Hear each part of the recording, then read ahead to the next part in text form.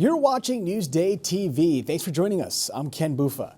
A Suffolk man has been arrested for allegedly killing his wife and 2-year-old daughter. Steve Langford has the story. 31-year-old Zanor Jafari in Suffolk County Criminal Court Monday, the day after his wife and 2-year-old daughter were found stabbed to death in their home on Jefferson Avenue in Brentwood. Jafari has been charged with 2 counts of second-degree murder.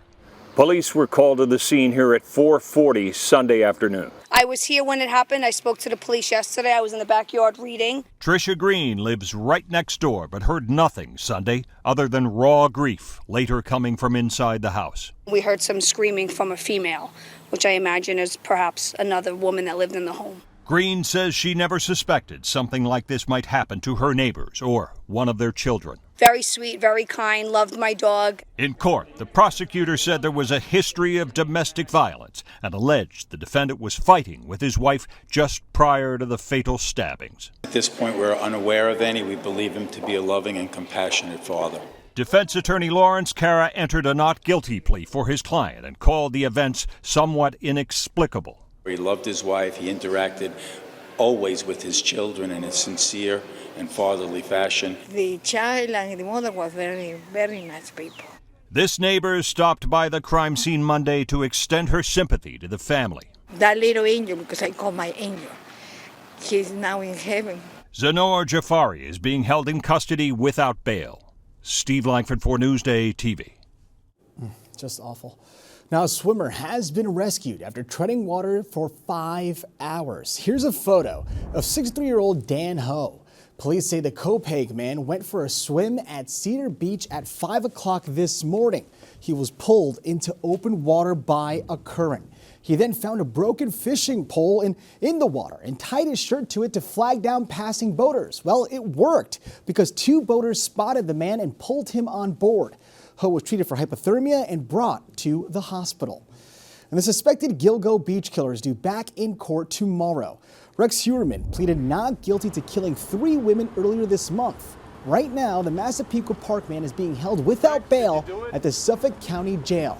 Now, Newsday did some digging on Heuermann's past business records and found that according to City Department of Buildings filings, the 59-year-old Manhattan architect helped oversee projects costing roughly $68 million over his years.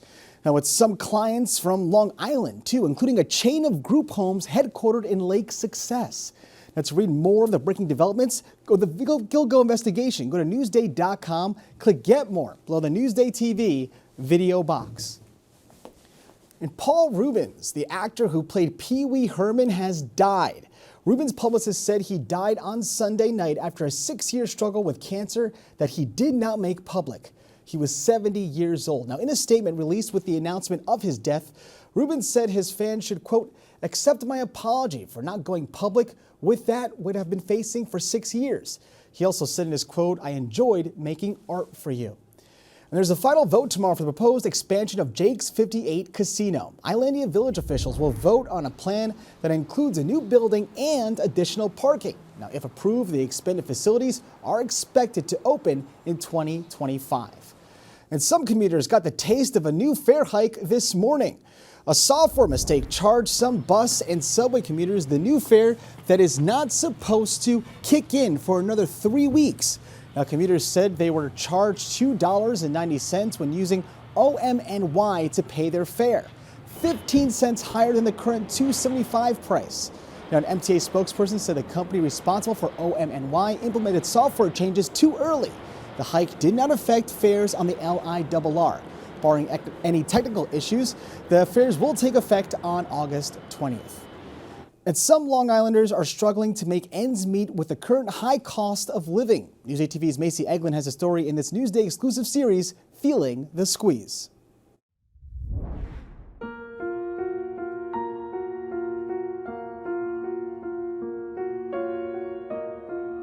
It's hard.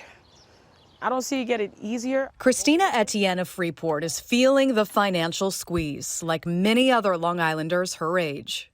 You want to save, you try to save, it's not enough, something else comes up, so it's like kind of rolling with the punches. She's 28 years old and still lives with her mom and stepdad. Instead of paying sky-high rent for a one-bedroom basement apartment, she's staying here for free and pitches in for the bills. And I'm not gonna lie, it is easier, because if it was the other way around, I would either have to give up a kidney or my car. Right now, Etienne is working full-time installing solar panels. She makes $19 an hour. But if the weather isn't working in her favor, she could be out a lot of money. Most days we're gonna work in the rain, and we're gonna work in the snow. If it's 100 degrees, we're up there still. We just move a little faster, just so we don't burn or we don't slip. But the quicker she gets the job done, the fewer hours she's getting paid for. If she works the full 40, she's taking home $760 a week before taxes. And she says she's living paycheck to paycheck. If I only got paid, say, $600 for the week, and $400 of that goes to my insurance, I have $200. That means gas.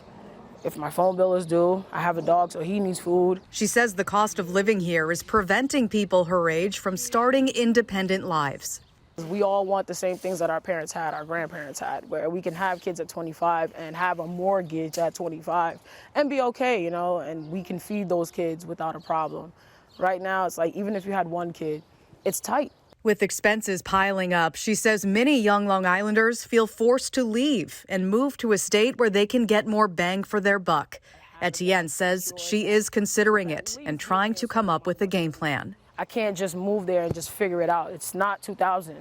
Literally, anybody could do that then, but today, if you don't have a plan, you will be sleeping in your car. With 30 right around the corner, she says she's feeling the pressure to leave home and make it on her own. Who wants to be 32 coming back home to their parents' house? Like, yeah, a lot of us do it, but no one actually wants to do that. Like, if everyone can choose their own place, they're going to choose that. For Newsday TV, I'm Macy Eglund. And here's what's coming up tomorrow. We can't make it there anymore, and people are literally being pushed out of their homes. Everyday Long Islanders with no choice to commute because they can't afford to live where they work. The hardship and cost they face because housing prices in the Hamptons is out of their reach. Let's read more about the cost of living crisis on Newsday.com. Just click Get More below the Newsday TV video box. All right, with that, let's take a look at your Long Island weather. As you can see tonight, we have partly cloudy skies with temps in the 60s. And tomorrow we have mostly sunny skies. So let's take a closer look at tomorrow. You can see it's going to be a beautiful day with temps in the high 70s, if not mid 70s. Long Island weather is brought to you by King O'Rourke Automotive Group. On the market for a staycation? Well, there's a sneak peek today at the new luxury boutique Northport Hotel. Rachel Weiss has a story you'll see only in Newsday. When you think of a boutique hotel, you don't think of Northport, Long Island. You don't think of Huntington. You think of out east somewhere. But Kevin O'Neill is trying to change that with the Northport Hotel. Opening August 1st, this was a dream brought to life by Kevin O'Neill and Richard Dolce, who also own the John W. Engelman Theater across the street. The hotel was built from the ground up, O'Neill said. We took it down an old dilapidated building that was an eyesore in the village. It's been a fascinating process to watch happen. The rooms feature old world style decor, and there's a restaurant offering an Italian steakhouse menu with some twists. The Northport Hotel has 26 rooms, and it was designed to feel like a home away from home. We wanted to make it feel like a residential feel, not commercial. Make it feel like a big old house where you have that relative that has, that older relative that has the house on the water out east somewhere, you know, this grand place that high ceilings and, you know, angled roof lines coming into the room. The Northport Hotel is already taking restaurant reservations and room bookings. Northport has been a great place for us to be. If you think the theater's been a nice enhancement to the village, I think people are going to feel the Northport Hotel's a comparable enhancement to the village as well. Rachel Weiss for Newsday TV. Now to read more about the Northport Hotel, go to Newsday.com, click Get More below the Newsday TV video box.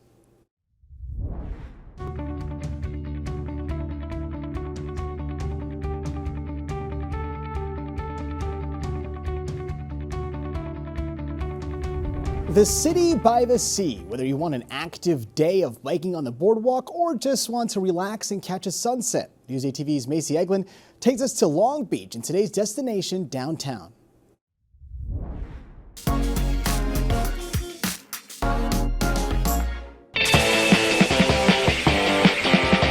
Get ready to ride the waves and hit the boardwalk in Long Beach. The city by the sea, certainly the place to be in the summer season with this incredible boardwalk right on the water. At just over 2 miles long, it's a favorite among walkers, joggers, cyclists, and longboarders. You'll also find plenty of restaurants for a quick bite before you hit the beach. A lot of people come here to relax and enjoy the sun and the sand. And luckily for them, there's often quite the show out in the water. Every single day, one kid's life changes. Every single day. Scoot and Surf is well known in this city. The family has been teaching surfing lessons for decades. My mom's dad taught my dad how to surf when he was 10 years old, 10 years before my parents even started dating. So that's like the magic behind it. And about 20 years ago, Will and his brother Cliff officially opened up as a business. This is our playground growing up. We never actually went to any playgrounds. What creates tide? The former pro surfers using their experience to teach the sport to adults and kids as young as 4 years old in both group and private lessons. It's all about safety and the relationship with the ocean and understanding it's not about catching waves. It's about this is alive, and when you treat it like it's alive, you can have a great relationship. And once you've worked up an appetite, it's time to cool off and treat yourself at Tipsy Scoop. People drive for more than 30, 40 minutes just to come here and give it a try. This unique spot offers homemade liquor-infused ice cream. They've created a list of signature sundaes like the Boozy Breakfast. But if you can't narrow it down to just one, try a flight of 4. And here, there's something for everyone. This is peanut butter cup. Yes. So this is one of your non-alcoholic flavors. So like when the kids come in, the whole family comes in. Talk to me about how there's something for everybody here. Sometimes they think that there won't be, and they'll have to make 2 stops. And we've eliminated that. So we offer vanilla, chocolate, peanut butter cup, cookies and cream, and a cherry ice. They also offer boozy pints, cakes, and ice cream sandwiches. A sweet end to a sunny summer day. For Newsday TV in Long Beach, I'm Macy Eglin. Boozy ice cream in the summer? That sounds like a good idea. Now, for more on Destination Downtown Long Beach, go to Newsday.com, click Get More below the Newsday TV video box. Watch Newsday TV on the big screen. Use the remote to activate Siri, Alexa, Roku, or the Google Assistant on your streaming device. Say, install Newsday. Newsday TV, covering Long Island like no one else can. You're watching Newsday TV. I'm Ken Buffa. Thank you so much for joining us. We'll leave you now with a look at your 7-day forecast.